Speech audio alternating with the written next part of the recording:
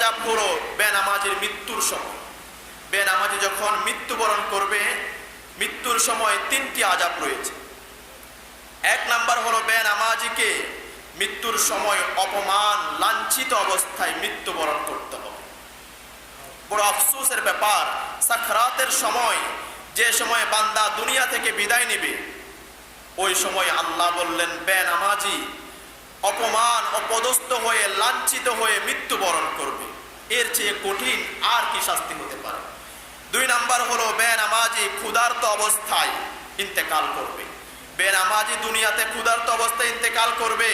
রাওয়ায়াতের মধ্যে এসেছে ওই বান্দা মৃত্যুর পরে কবরের জগৎ, বরজাখের জগতে যাওয়ার পরে আখিরাত যাবে, তার হাসর হবে, কিয়ামত হবে, সব কিছু হয়ে যাবে, ওই বান্দা ক্ষুধার্ত অবস্থায় থাকবে।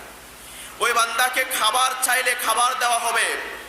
পচা ব্যক্তির নাড়ি বুড়িকে জুস বানিয়ে সেগুলোকে তাকে পান করানো হবে। এটা বেনামাজির শাস্তি।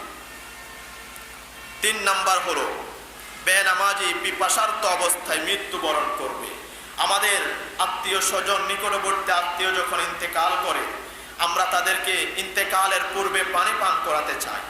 বেনামাজিকে আল্লাহ এমন শাস্তি দিবে, তারা পানি হাতে নেওয়ার আগেই পানি নষ্ট হয়ে যাবে। তাদের জন্য পানি আনতে গেলে পানি শেষ হয়ে যাবে।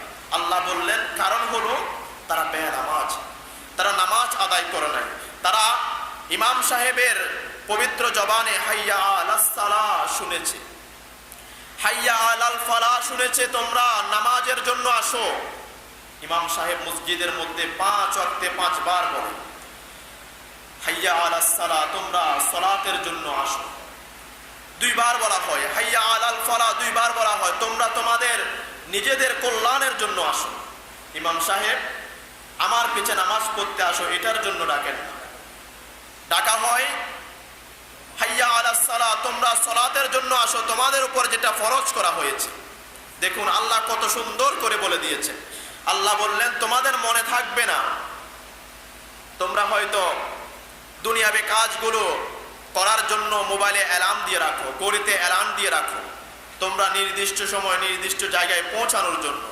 তোমরা নামাজকে এত বেশি অবহেলা করবে যে তোমরা মোবাইলে অ্যালার্ম দিয়ে রাখবে না নামাজের জন্য। তোমরা নামাজের কথা স্মরণ করবে না। মসজিদে আজান পড়বে, তুমি মসজিদের সামনে দিয়ে হেঁটে চলে যাবে। তুমি নামাজ পড়ার জন্য মসজিদে ঢুকে সৌভাগ্যবান ব্যক্তি হতে পারবে না। বিদায় আমি আল্লাহ আবার মুয়াজ্জিনের মাধ্যমে যারা হাসরের ময়দানে যাদের মর্যাদা হবে অনেক বেশি, অনেক বেশি, যাদের মর্যাদা হলো